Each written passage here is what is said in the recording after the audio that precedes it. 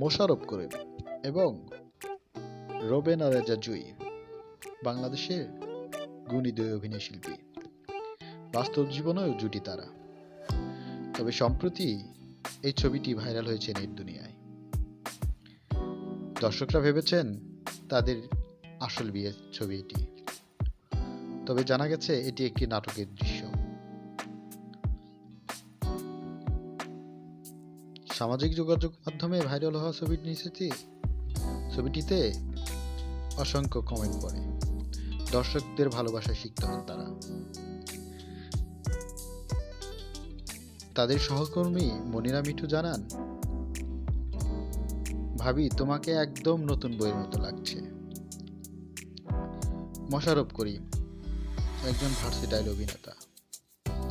বাস্তব জীবনেও জুটি বেঁধেছেন রুবেনা রেজা জুঁইয়ের সঙ্গে। তাদের ঘর আলো করে আছে একটি সন্তান।